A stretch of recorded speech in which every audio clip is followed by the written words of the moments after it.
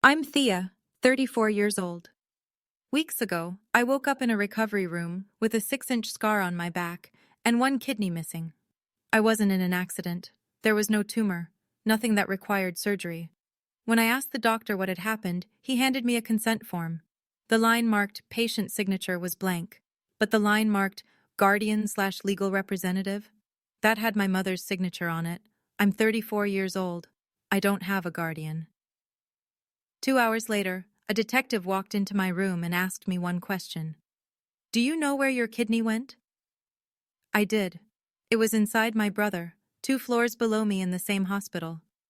Before I tell you how I ended up here, please take a moment to like and subscribe. But only if you genuinely want to hear this story. And if you're watching, let me know where you're from and what time it is there. I'd love to know who's listening. Now let me take you back 2 months, to the day my brother was diagnosed with end-stage kidney failure. My family has always operated on one unspoken rule. Marcus comes first. My father, Gerald Reynolds, spent 35 years running a hardware store in our small Pennsylvania town before retiring. He's the kind of man who believes the world makes sense as long as everyone knows their place. Men provide, women support, and sons carry the family name. My mother, Linda, never worked a day outside the home. Her entire identity revolved around being Gerald's wife and Marcus's mother. Notice I didn't say Anthea's mother. That's because, in our family, I was always an afterthought, a supporting character in someone else's story. Marcus is 38. He's charming when he wants to be, which usually means when he needs something. In the past 15 years, he's held 6 different jobs, none longer than 2 years. Every failure came with an excuse. The economy, bad bosses, bad luck, and every time my parents were there to catch him. Me? I put myself through nursing school, worked double shifts for years, saved every penny until I could buy my own 1-bedroom apartment in Philadelphia. Nothing fancy, just mine. My nursing certification hangs on the wall next to a pothos plant that somehow keeps surviving despite my schedule. Last Thanksgiving, I came home with news about my promotion to OR nurse supervisor. I was proud. For once, I thought they might be too. My father looked up from his plate and asked, "Is Marcus coming this year?" That was it. That was my celebration. There's one other thing you should know about me. I'm the only person in my family with O-negative blood. Universal donor. My mother mentioned it once when I was 17. Good thing we have Thea, she said. She can give blood to anyone. I didn't think much of it at the time. I should have. 6 weeks before I lost my kidney, my phone rang at 2 a.m. It was my mother, and she was crying. Not the gentle kind of tears she uses when she wants sympathy. These were real. Raw. "It's Marcus," she said. "He's in the hospital. His kidneys are failing." I drove 3 hours through the dark to get there. Whatever our history, he was still my brother. The diagnosis was brutal, end-stage renal disease. Both kidneys were essentially dead. The cause? 15 years of heavy drinking, the kind of drinking my parents had always dismissed as just blowing off steam or going through a phase. The phase had destroyed his organs. When I walked into his room, Marcus looked gray. Smaller somehow, despite always being the larger-than-life golden child. Tubes connected him to a dialysis machine, doing the work his body could no longer manage. On his wrist, I noticed a Rolex. Fake, I knew, but expensive-looking. A gift to himself from money our parents had loaned him. My father stood at the foot of the bed like a general surveying a battlefield. "The doctors say he needs a transplant within 3 months," he said. "Or he won't make it." 3 months. The transplant waiting list averages 5 to 7 years. My mother clutched her rosary beads, her lips moving in silent prayer. She looked at me, then at Marcus, then back at me. Something cold moved through my chest. The way they were looking at me, it wasn't worry, it was calculation. My father's gaze settled on me for a long moment before returning to Marcus. He didn't say a word. He didn't have to. In that moment, I felt it, the shift. Like I'd just been appraised, measured. Like I was no longer his daughter. I was inventory. A week after the diagnosis, my mother invited me to dinner. Family meeting, she called it, to discuss next steps. I drove to their house, the same colonial I'd grown up in. Nothing about it had changed. Same oak dining table, same china cabinet with the good plates we never used, same portrait of Marcus's high school football championship above the fireplace. There was no portrait of me anywhere. We sat down to pot roast. My father took his place at the head of the table, as he always did, and cleared his throat. "I've been doing some research," he said, cutting into his meat without looking up. "The transplant list is long. Very long. Most people don't make it." My mother dabbed at her eyes with a napkin. If only there were another way. If only someone in the family was compatible. She let the sentence hang there, a hook dangling in the water. I kept eating. I knew what they were doing. I just wanted to see how far they'd take it. "Thea," my father said, finally meeting my eyes. "You're O negative. Universal donor. That's rare. Special. Special." The first time he'd ever called me that. "We're not asking," he added quickly. "We're just thinking out loud." Marcus stayed silent the entire dinner. He looked at his phone, scrolled through something, typed a quick message. When I stood to clear the dishes, I caught a glimpse of his screen before he could hide it. A text to my father. "She's thinking about it." I wasn't thinking about it, but they didn't know that yet. I said goodnight, drove home, and tried to convince myself that my family, my own flesh and blood, wouldn't actually expect me to give up an organ without asking. I was wrong.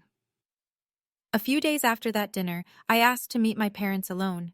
We sat in their living room, me on the love seat, them on the couch across from me.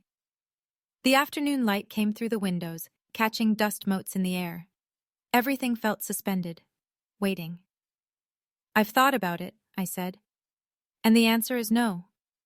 The silence that followed was physical, heavy. My mother's face crumpled. "No? What do you mean, no?" "I mean, I'm not donating my kidney to Marcus." My father's jaw tightened. "And why the hell not?" I had prepared for this. Because I need both my kidneys for my own long-term health. Because kidney donation has real risks. Infection, chronic pain, reduced kidney function. And because Marcus's condition is the result of choices he made. Choices everyone in this family enabled for 15 years. The explosion came faster than I expected. "You'd let your brother die?" My father slammed his palm against the armrest. "Your own blood? For what? Spite?" My mother was crying now, the theatrical kind. "I raised you, Thea. I fed you, clothed you, kept a roof over your head. And this is how you repay me?" I stood. My body isn't a repayment plan. I walked out to my car, a Honda Civic I'd bought myself, with money I'd earned, and sat in the driver's seat for a full minute before starting the engine. I thought it was over. I thought they'd be angry for a while, then accept it. Move on. As I pulled onto the highway, my phone buzzed. A text from a number I didn't recognize. "You'll regret this." I told myself it was a wrong number. I didn't believe it. The weeks that followed were quiet in a way that should have been a warning. First, I was removed from the family group chat. No announcement, no explanation, just suddenly unable to see messages from the people I'd known my entire life. Then a coworker, Jenny from radiology, stopped me in the hallway. "Hey, this is weird, but did you know someone called the hospital asking about you?" My stomach dropped. What did they ask? "Something about your mental health, whether you'd shown any erratic behavior." She made air quotes. HR talked to them. They wouldn't leave a name. I went to HR that afternoon. The manager, a woman named Patricia with bifocals and a permanent frown, confirmed it. "Someone claimed you have mental health concerns affecting job performance," she said, reading from a note. "Anonymous caller. We're required to document it, but there's been no observed issues. Still, is there anything you want to tell us?" I told her no. There wasn't. But I knew. I knew who had made that call. That weekend, I visited my mother. She was at the kitchen table with her laptop open, scrolling through something. When she saw me, she slammed it shut. "Just checking emails," she said too quickly. But I'd seen it. The subject line of whatever she'd been reading. Plan B, timeline. "What's Plan B?" I asked. She laughed, a nervous, high-pitched sound. "Nothing, work stuff." My mother didn't work. I should have pushed harder. I should have demanded answers. Instead, I let her pour me coffee and pretend everything was normal. I was still trying to believe the best about them. That was my mistake. I learned what Plan B meant much later, after the surgery, after the investigation, after everything fell apart. This is what the FBI pieced together. 3 days after I refused to donate, my father drove 45 minutes to Briarwood Country Club. He met Dr. Howard Mercer on the ninth green, a transplant surgeon he'd been golfing with for 20 years. They walked the back nine together while my father explained the situation. "My daughter has some mental health issues," he said. According to Dr. Mercer's eventual testimony, my father was calm, reasonable, sympathetic even. "Nothing severe, but enough that she can't make major medical decisions on her own. The family has informal guardianship. We need to move forward with the transplant, and she can't consent herself." Dr. Mercer raised the obvious concern. Living organ donation required an independent living donor advocate, someone whose sole job was to protect the donor's interests. There were psychological evaluations, ethics committee reviews, multiple consent conversations. My father had anticipated this. "Riverside is a private surgical center," Dr. Mercer said in his deposition. "Not a major hospital system. We didn't have the same oversight infrastructure. I handled the transplant program personally. The advocate, the psych eval, the ethics review, I could streamline those, consolidate them." What he meant was, he could skip them entirely. My father asked what it would take. Dr. Mercer named his price, $50,000 to his personal foundation, plus a guarantee that if anything went wrong, Gerald would take full responsibility. They shook hands on the 18th hole. My father handed him a check, $50,000, a donation to Dr. Mercer's personal foundation. The date was set. The plan was simple. Lure me to a different hospital, one where no one knew me. Sedate me before I could ask questions. Perform the surgery. By the time I woke up, it would be done. "She's a daughter," my father reportedly said. "She's not married, no kids. What does she need 2 kidneys for? She should be grateful to help her brother. This is what family does." I found out later that this wasn't even his first attempt. 10 years earlier, when Marcus had his first health scare, a liver issue that resolved on its own, my father had made a similar inquiry. Could a family member donate part of their liver without full consent? Dr. Mercer had said no then. This time he said yes. 2 weeks after I refused, my mother called. She was crying, but soft this time, gentle, the voice she used when she wanted forgiveness. "I've been thinking a lot," she said, "about how things ended between us. It wasn't right, Thea. You're my daughter. Whatever happens with Marcus, you're still my daughter." I wanted to believe her. God, I wanted to. "Your father and I talked," she continued. "We want to make things right. We scheduled a family checkup at a clinic outside the city, all of us together. A fresh start. A way to bond again." Something felt off. The timing, the sweetness. But 3 weeks of silence had worn me down. 3 weeks of being erased from my own family. And there was something else. Something I'm ashamed to admit. A part of me still wanted to believe, still wanted my mother to be the person I'd needed her to be my whole life. That part of me whispered, maybe they've realized they were wrong. Maybe this is their way of apologizing. I know now that hope can be a trap, but back then, I couldn't see it. "Just a checkup?" I asked. "Just a checkup. And maybe lunch after. Please, Thea." I said yes. The day of the appointment, I drove to Riverside Medical Center, a private surgical facility about an hour from Philadelphia. Not a hospital in the traditional sense, more of a boutique clinic for people who could afford discretion. The kind of place with marble floors and fresh flowers in the lobby. The kind of place where the wealthy went for procedures they didn't want on their regular medical records. Cosmetic surgery, wellness retreats, and apparently, organ harvesting. I learned later that Riverside operated outside the major hospital networks. No affiliation with university medical centers. No mandatory reporting to regional transplant coordinators. Dr. Mercer had helped establish their transplant program himself, which meant he'd also written the oversight protocols. Or rather, the lack of them. But standing in that lobby, I didn't know any of this. I just saw the marble, the flowers, the professional smiles. My mother met me in the parking lot wearing a cashmere cardigan I'd never seen before. "A little gift," she said, pressing a matching one into my hands. For my girl. We walked in together. I signed in at reception. And then something strange happened. The nurse called only my name. Reynolds? Thea Reynolds? I looked around. My father wasn't there. Neither was Marcus. They're running late, my mother said. Go ahead. They'll catch up. I followed the nurse down a long corridor. I didn't see my father standing outside the window, watching me disappear through the double doors. I didn't see him nod at someone inside. I walked into that room, trusting my mother. I shouldn't have. The examination room was cold. Not air conditioning cold. Something deeper. The kind of cold that creeps into your bones before you realize something is wrong. A nurse handed me a paper gown and a cup of water. Change into this. We'll need some blood samples before the doctor sees you. Drink this first. It helps with the draw. I looked at the cup. Something flickered in the back of my mind. A warning I couldn't quite name. I'm an OR nurse. I know procedures. And something about this felt off. But the nurse was smiling. The room was clean, professional. My mother was in the waiting area. What was I afraid of? That my own family would drug me? The thought seemed absurd, paranoid, so I drank it. That's the thing about trust. Even when it's broken, even when every sign points to danger, some part of us still wants to believe we're safe with the people who raised us. I wasn't safe. The nurse took 3 vials of blood. Standard. Then she left. And I waited. The room started to tilt. Just slightly at first. A softness at the edges of my vision. Then more.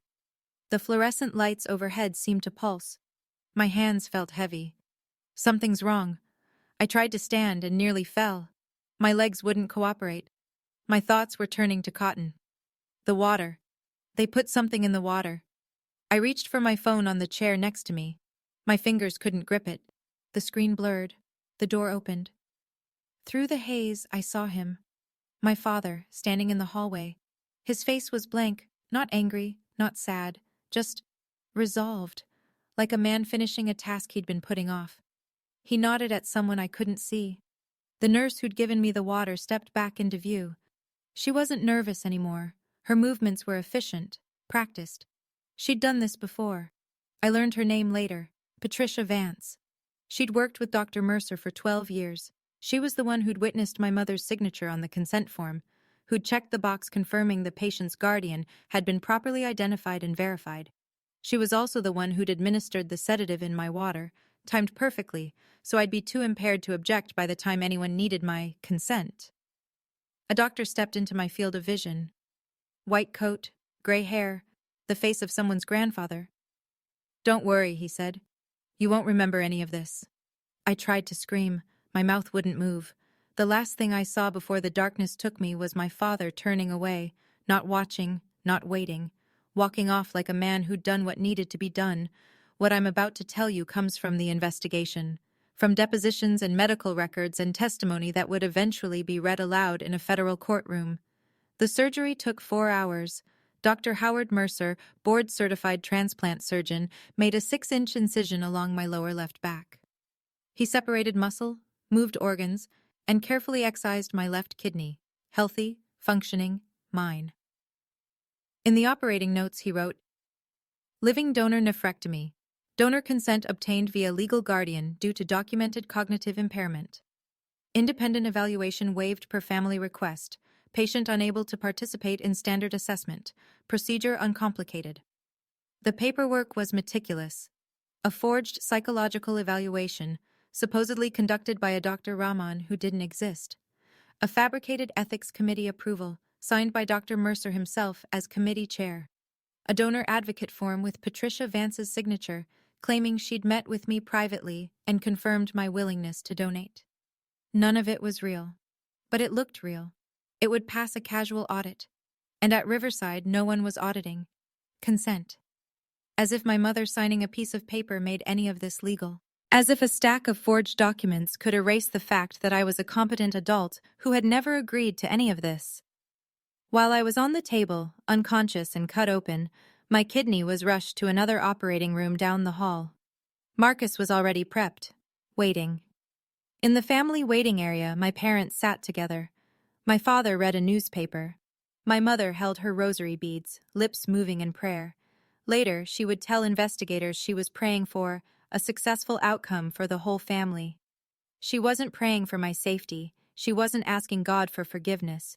She was thanking him. Thanking him that they'd found a way to save their son, the real child, the one who mattered, using parts harvested from the other one.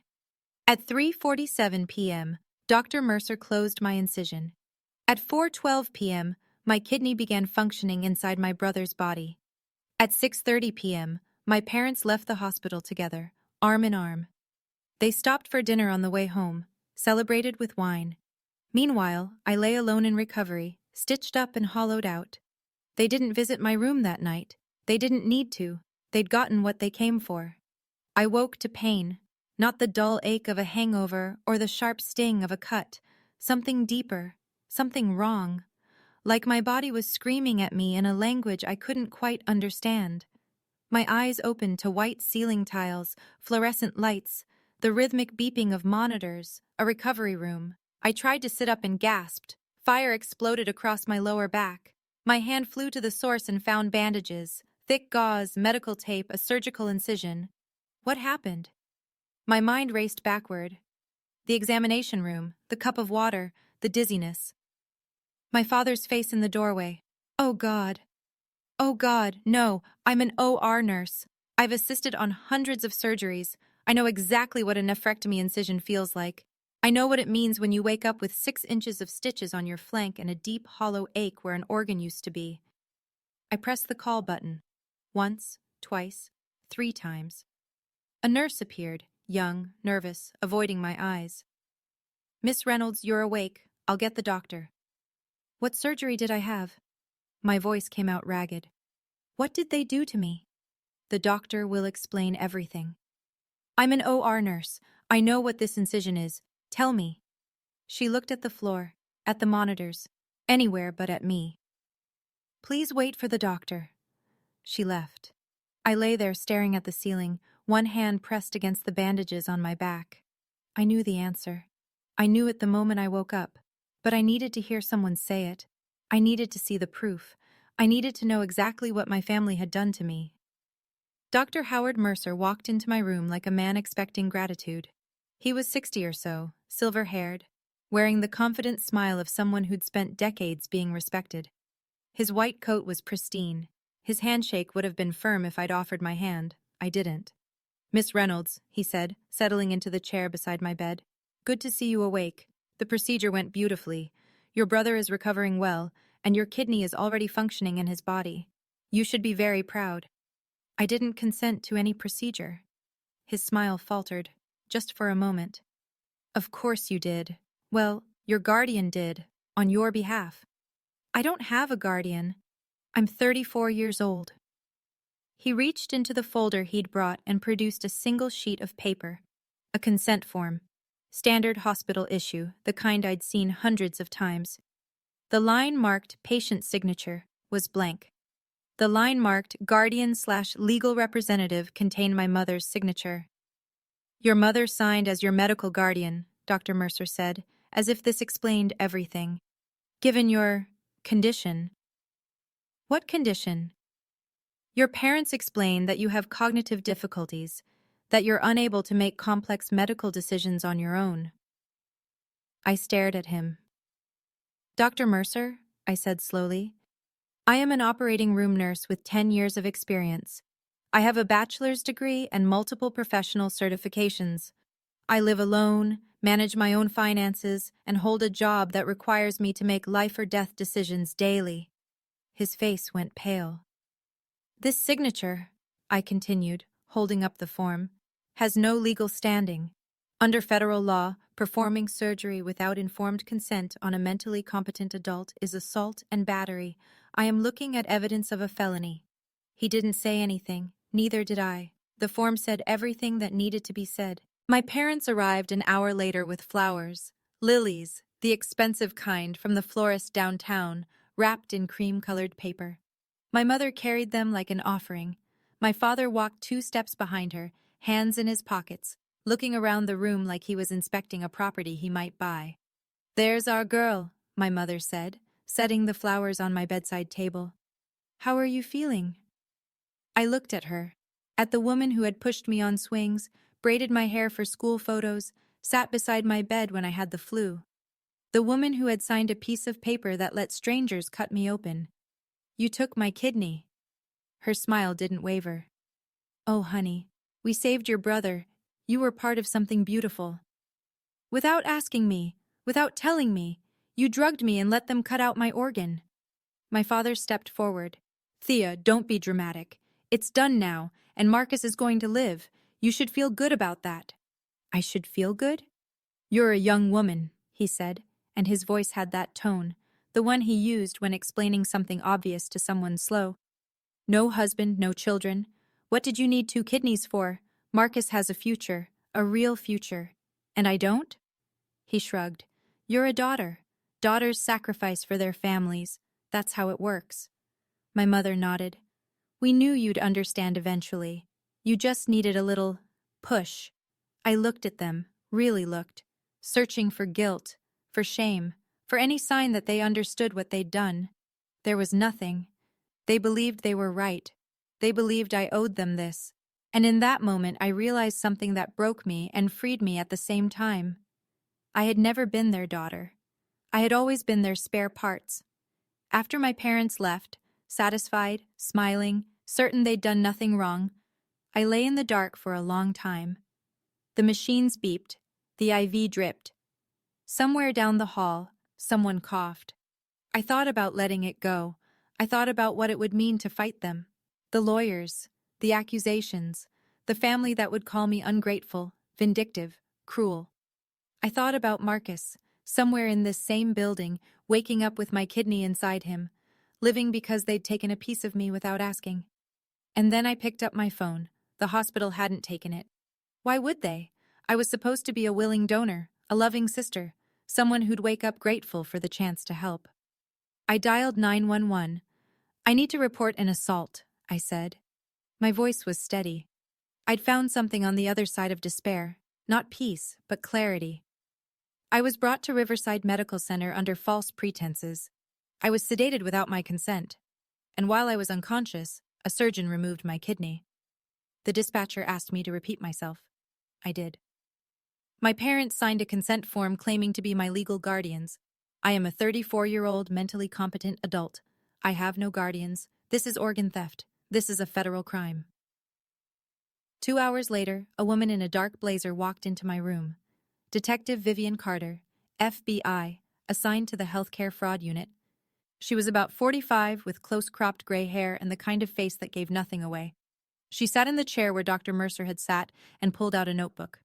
Miss Reynolds, she said, I have one question for you. I waited. Do you know where your kidney went? I looked at her.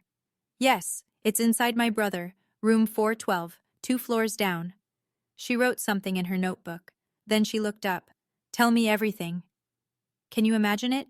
Your own parents, the people who were supposed to protect you, becoming the ones who took a piece of your body without asking. If you're watching this, and you've ever felt like your family didn't respect your boundaries, like your no didn't matter, I want you to know, you're not alone. Drop a comment below. Tell me where you are in your own journey. But this story is just beginning. Because the detective asked me a question, and what I found out next changed everything. Detective Carter didn't react when I told her my kidney was in my brother. She just wrote it down, methodical, calm, like she'd heard worse. Maybe she had. Cases like this are more common than people think, she said, flipping to a new page in her notebook. Family organ trafficking. Usually it's overseas, but we've seen it domestically too.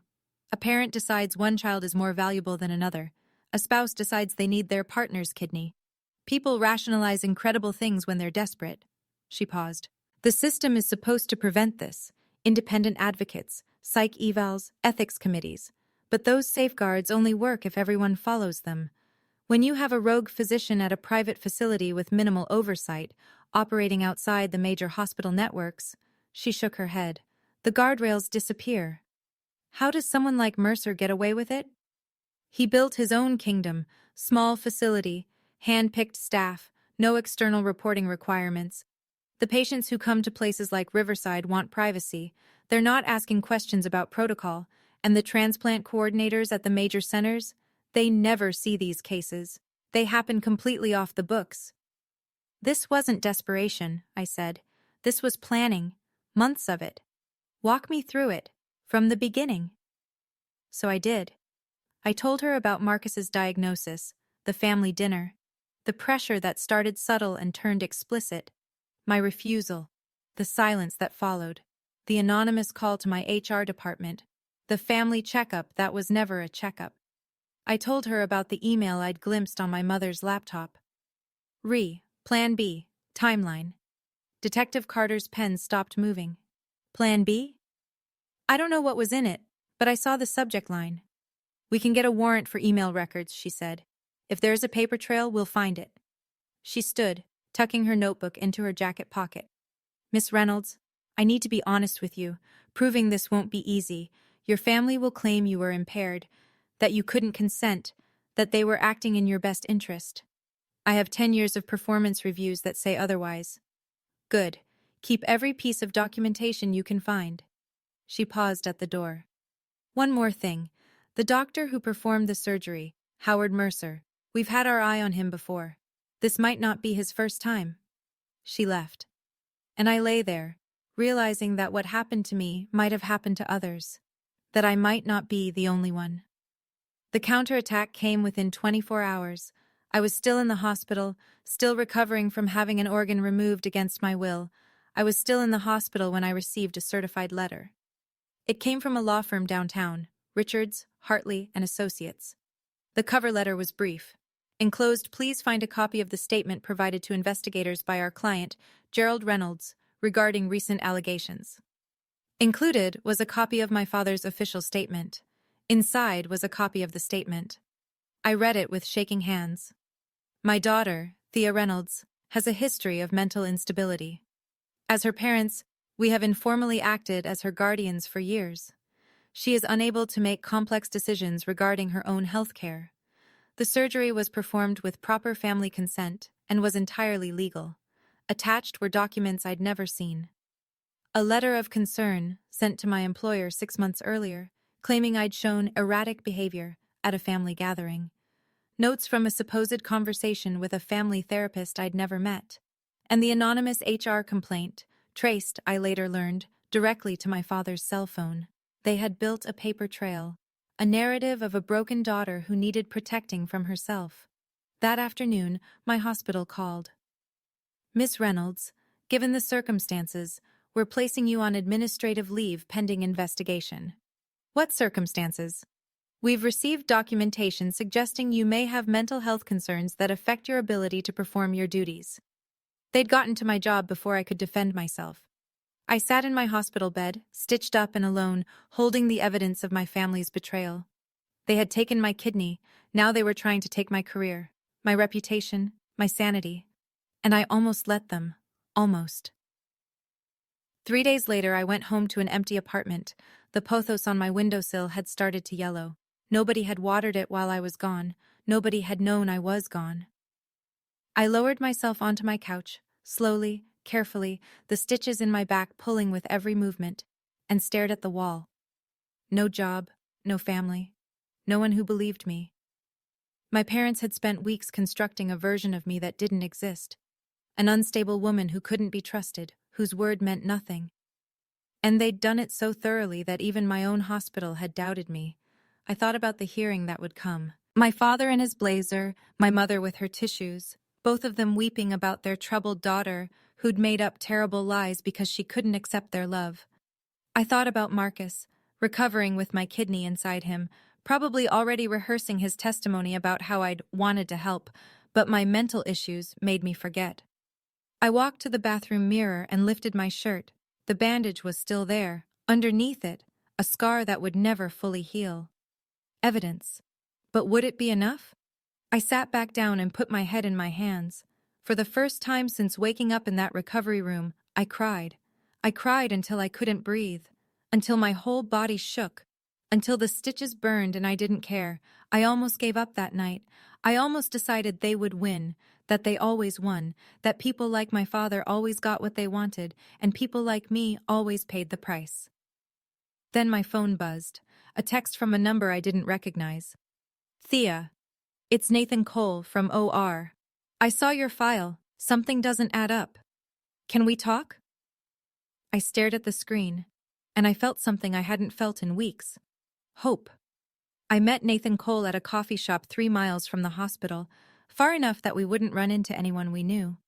He was in his early 40s, a quiet man with kind eyes who'd worked as an anesthesiologist in our OR for as long as I could remember. We'd never been close, just colleagues who nodded at each other over surgical masks, but I'd always trusted him. He had a laptop open on the table when I arrived. I shouldn't be doing this, he said, not bothering with pleasantries. If anyone finds out I accessed your records, I'm done. But I saw your name on the suspension list, and I knew something was wrong. What did you find? He turned the laptop toward me. It was my anesthesia record from Riverside Medical Center, the hospital where I'd been operated on. Look at the timeline, he said, pointing. You were administered a sedative at 10:47 a.m. The consent form is time-stamped 10:32 a.m. He looked at me. You were drugged 15 minutes before anyone claims consent was obtained. My hands started shaking. And here, he scrolled down. The attending note says patient sedated at family's request prior to consent verification. That's a massive protocol violation. You're supposed to verify consent before sedation, not after. This is either gross negligence or they knew I wouldn't consent. Exactly. He pulled out a USB drive. I made copies, everything. The anesthesia record, the surgical notes, the consent form with the timeline discrepancies. This isn't just malpractice, Thea. This is evidence of conspiracy. I took the drive. It felt weightless, impossibly small to contain something so important. Why are you helping me? Nathan closed his laptop. Because I've worked with you for 6 years. You're one of the most competent nurses I know, and the idea that you couldn't consent to your own surgery? He shook his head. That's insulting. To you, and to everyone who's ever worked beside you. I didn't trust myself to speak, so I just held the drive and let myself believe, for the first time, that I might actually win. 2 days later, Detective Carter called. We got the warrant for the email records, she said. Miss Reynolds, you need to come see this. The FBI field office in Philadelphia was everything you'd expect. Gray walls, fluorescent lights, coffee that tasted like it had been brewing since the Reagan administration. Detective Carter led me to a conference room where printed emails were spread across the table like evidence of a crime scene. Because they were. Plan B, Carter said, tapping the first sheet. Your father sent this to your mother and brother 2 days after you refused to donate. I picked it up. Linda, I talked to Mercer. He says if we can document Thea as mentally incompetent, we can sign as guardians. We need to move fast. Marcus doesn't have much time. There were more. Make the appointment at Mercer's hospital. Tell her it's a family checkup. Don't mention anything else. Howard confirmed he'll accept the guardian consent. The fee is $50,000 to his foundation. Make sure she doesn't bring her phone inside. We don't want any recordings. And then, the one that hit me hardest, an email from Marcus. Thanks, Dad. This is the only way. She owes us anyway. She owes us. 28 years of being the overlooked daughter, the one who was never good enough, the one who worked and saved and built a life from nothing, and in my brother's mind, I still owed them. These emails establish premeditation, Carter said. Conspiracy to commit assault, medical fraud, forgery. We have enough for a grand jury. I set the paper down carefully. What happens now? Now? We arrest them. I nodded. I should have felt triumphant. Vindicated. Instead, I just felt tired. But somewhere underneath the exhaustion, there was something else. Resolve. They'd taken my kidney. They wouldn't take anything else. The next week moved fast. First came the FBI's official statement to my hospital's HR department. I watched Patricia's face change as she read it. The same woman who had questioned me about mental health concerns, now learning that those concerns had been manufactured by people planning to steal my organs. Miss Reynolds, she said, folding her hands on her desk, on behalf of the hospital, I want to offer our sincerest apologies. The email arrived an hour later. Full reinstatement, back pay, A formal letter of apology from the hospital's CEO, printed on heavy cream-colored letterhead.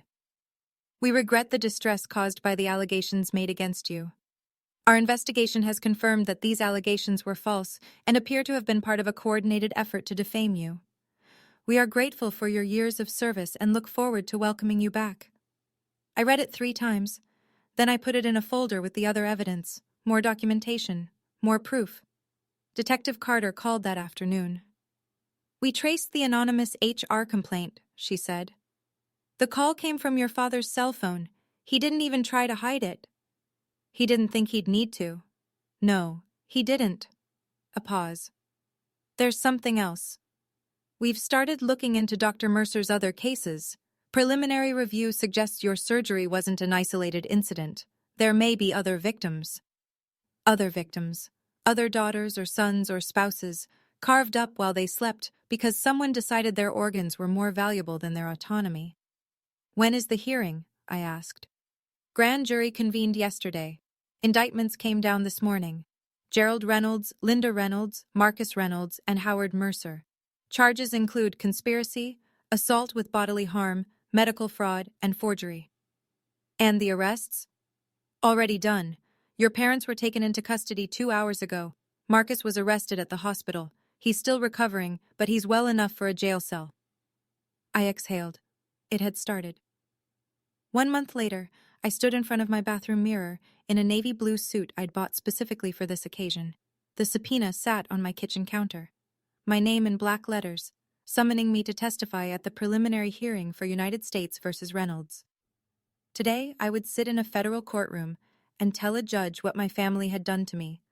I would look at my parents, the people who raised me, fed me, claimed to love me, and explain how they'd drugged me, cut me open, and stolen a piece of my body. Detective Carter had warned me it would be difficult. Defense attorneys live for moments like this, she'd said.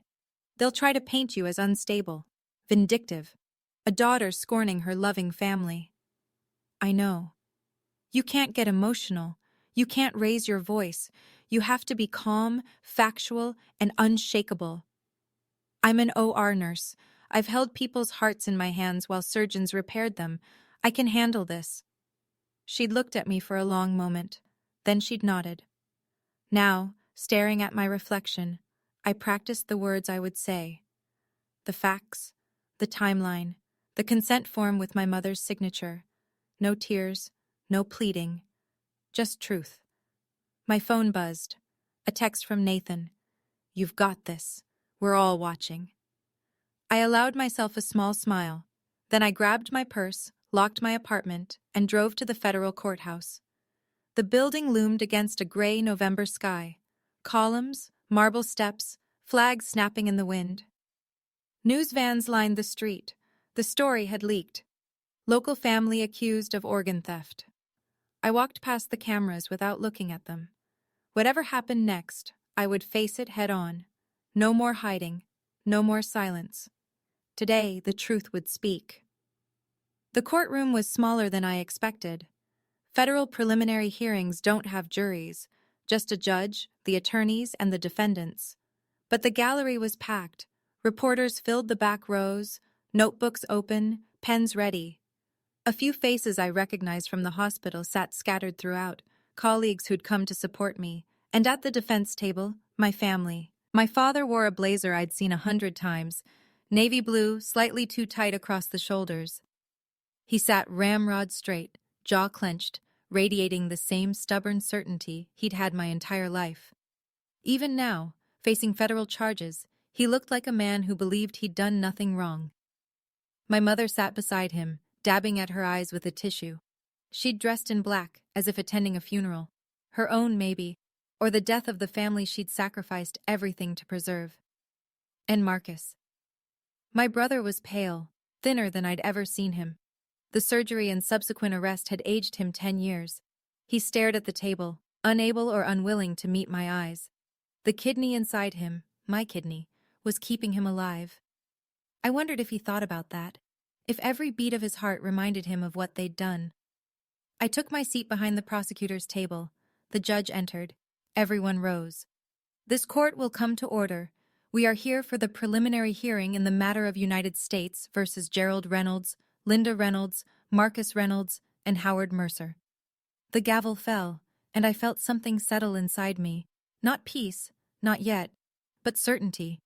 They had operated in shadows, in lies, in the assumption that I would stay quiet, stay small, stay the obedient daughter they'd always expected.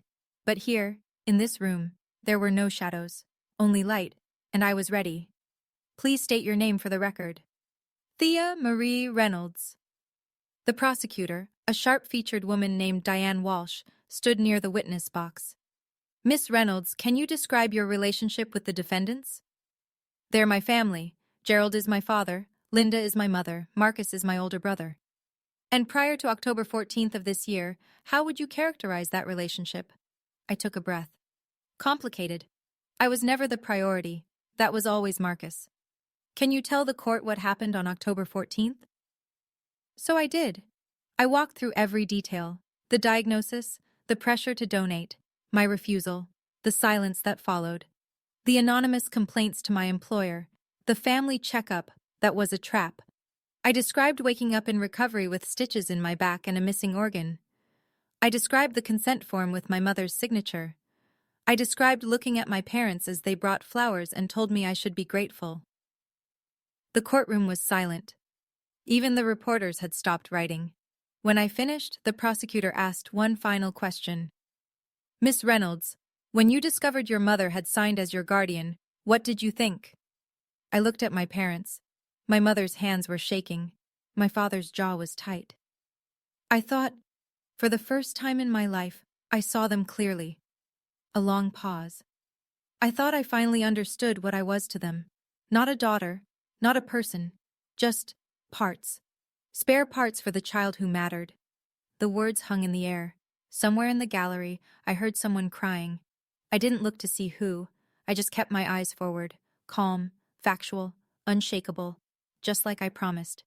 Sitting in that witness box, looking at my parents for the first time since the hospital, the people I'd spent my whole life trying to please, I finally understood something. I was never going to be enough for them. Not because I was flawed, but because they were. If this story is hitting close to home, share it with someone who needs to hear it. Sometimes knowing you're not alone is the first step. But what happened next? When my father lost control, that's when everything changed. The defense attorney was a silver-haired man named Richard Hartley. He specialized in complex family matters, according to his website. What that meant, I learned quickly, was making victims sound like villains. Miss Reynolds, he said, approaching the witness box with a folder in his hands. You've described yourself as mentally competent, but isn't it true you've struggled with emotional regulation in the past? No. You've never had any incidents at work? Any conflicts with colleagues? I've been employed as an OR nurse for 10 years with exemplary performance reviews. He pulled a paper from his folder. I have here a complaint filed with your hospital's HR department. Filed anonymously, by my father, using his personal cell phone. The FBI traced it. The courtroom murmured. Hartley's smile flickered. Miss Reynolds, isn't it possible that your family, who clearly loves you, simply wanted to help you make a medical decision you were unable to make yourself? Before I could answer, a voice thundered from the defense table. She owes us! My father was on his feet, face purple with rage, jabbing a finger in my direction. I fed her, clothed her, kept a roof over her head, and she has the nerve to sit there and— Mr. Reynolds, the judge's gavel cracked. Sit down! She's a daughter, daughter's sacrifice. That's how it's always been. That's how it's supposed to be. Two bailiffs moved toward him. My mother was pulling at his sleeve, crying. Marcus had his head in his hands, but my father kept going, screaming now, veins bulging. You think you're better than us? You're nothing! You're spare parts, Thea. That's all you've ever been! The bailiffs forced him back into his chair. The courtroom was dead silent, and I sat in the witness box perfectly still and let his words echo. He'd said out loud what they'd always believed. Now everyone knew. After a 15-minute recess, during which my father was warned that another outburst would result in contempt charges, the prosecutor called for the evidence to be presented. A large screen was wheeled into the courtroom. Your Honor, Diane Walsh said. The prosecution would like to enter into evidence a series of emails recovered from the defendant's personal accounts. The first email appeared on screen. Linda, I talked to Mercer. He says if we can document Thea as mentally incompetent, we can sign as guardians. We need to move fast. A murmur swept through the gallery. The second email. Make the appointment at Mercer's hospital. Tell her it's a family checkup. Don't mention anything else. My mother's hands flew to her mouth. The third. Make sure she doesn't bring her phone inside. We don't want any recordings. The fourth. Howard confirmed he'll accept the guardian consent. The fee is $50,000 to his foundation. And finally, the one from Marcus. Thanks, Dad. This is the only way. She owes us anyway. The prosecutor let the silence stretch. These emails, she said, demonstrate clear premeditation. The defendants planned this surgery weeks in advance. They deliberately deceived Miss Reynolds. They paid a medical professional to participate in an illegal procedure. And they created a false paper trail to discredit their victim before she could even report the crime. She turned to the judge. This is not a family making a difficult medical decision. This is conspiracy. This is fraud. This is assault. The judge looked at my family. My father was staring at the wall. My mother was crying silently. Marcus hadn't lifted his head since his father's outburst. Based on the evidence presented, the judge said slowly, this court finds sufficient cause to proceed to trial. The gavel fell, and I exhaled for the first time in months. 2 weeks after the preliminary hearing, Detective Carter called with news. Dr. Mercer took a deal. I was in my apartment, finally back at work, finally starting to feel like myself again. What kind of deal? Full cooperation in exchange for reduced charges. He's testifying against your family. A pause. And Thea? What he's saying, you should hear it from me first. We met at the FBI field office that afternoon. The deposition transcript was thick, 50 pages of Dr. Mercer explaining exactly how my family had approached him, what they'd said, what they'd paid. But it was page 43 that stopped my heart. Siem, was this the first time Gerald Reynolds approached you about a family organ donation? A. No. Approximately 10 years ago, when Marcus Reynolds had a health scare involving his liver, Gerald contacted me. He asked whether it would be possible to procure a liver segment from his daughter without her explicit consent. Q. And what was your response at that time? A. I told him it wasn't possible. The oversight was too strict. Q. Did he indicate he would pursue other options? A. He said, and I quote, keep her in mind, she's my backup plan. I set the transcript down. 10 years ago. When I was 24, just starting my nursing career, proudly independent, my father was already calling me his backup plan, his insurance policy, spare parts he could cash in whenever the real child needed them. He planned this for a decade, I said. Detective Carter nodded. At minimum. I thought about all those years, the holidays I'd shown up to, trying to earn their approval, the dinners where I was invisible, the birthday cards I sent that were never acknowledged. I had been auditioning for a part in a family that had already cast me as something else. I just hadn't known my role.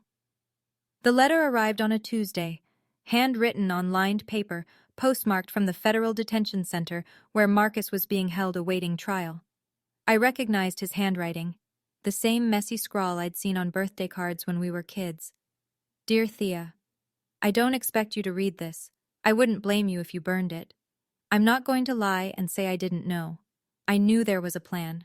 I knew Dad had talked to a doctor. I told myself it would be fine, that you'd understand eventually, that you'd forgive us because we're family. I didn't let myself think about what the plan actually meant. I didn't ask questions because I didn't want answers. That's not innocence. I know that now. That's cowardice. By the time I woke up from surgery and they told me it worked, I couldn't take it back. Your kidney was already inside me, and I told myself I'd find a way to make it right. I haven't. I can't. I'm not asking for forgiveness. I know I don't deserve it. I knew what they were doing was wrong, and I let it happen because I wanted to live. I'm writing because I want you to know that every day, every breath I take, I think about what it cost. I carry that weight. I'll carry it forever. You didn't owe us anything, Thea. You never did. I'm sorry. Marcus. I read it twice. Then I folded it, put it back in the envelope, and set it on my kitchen table. He wanted absolution, wanted me to write back saying I understood, that I forgave him, that blood was thicker than betrayal. I thought about the email he'd sent my father. She owes us anyway. I thought about the years he'd taken everything, my parents' attention, their money, their love, while I worked double shifts and built a life from nothing. I pulled out a notepad and started to write a reply. Then I stopped. Some things don't deserve a response. I threw the notepad away and made myself dinner. He would live with my kidney inside him. He would live knowing where it came from. That was enough. The trial took 4 months. 4 months of testimony, evidence, cross-examination. 4 months of watching my family's lawyers try to paint me as unstable, vindictive, a daughter who couldn't accept her parents' love. It didn't work. The emails were too damning, the medical records too clear. Dr. Mercer's testimony too specific. On a gray morning in March, the verdict came down. Guilty. All counts. All defendants. 1 month later, I returned to the federal courthouse for sentencing. The courtroom was fuller than the preliminary hearing. The case had made national news. Family organ theft ring exposed. Camera crews lined the steps outside. I sat in the gallery and watched the judge read from his prepared statement. Gerald Reynolds, this court sentences you to 15 years in federal prison. My father's face didn't change. He'd been stoic throughout the trial, convinced until the very end that he'd done nothing wrong. Linda Reynolds, this court sentences you to 8 years in federal prison. My mother collapsed into tears. Real ones this time, the ones she'd saved for when the performance no longer mattered. Marcus Reynolds, this court sentences you to 10 years in federal prison, followed by 5 years of supervised probation. Marcus looked at me for the first time since the trial began. I couldn't read his expression. Regret? Resignation? I didn't care anymore. Dr. Howard Mercer, this court sentences you to 12 years in federal prison with permanent revocation of your medical license. The gavel fell one final time. Guards led them away. My father first, then my mother, then my brother. One by one, the people who had raised me disappeared through a side door. I sat in my seat until the courtroom emptied. Then I stood, walked outside, and felt the sun on my face for the first time in what felt like years. It was over. 1 year later. My apartment has more windows now.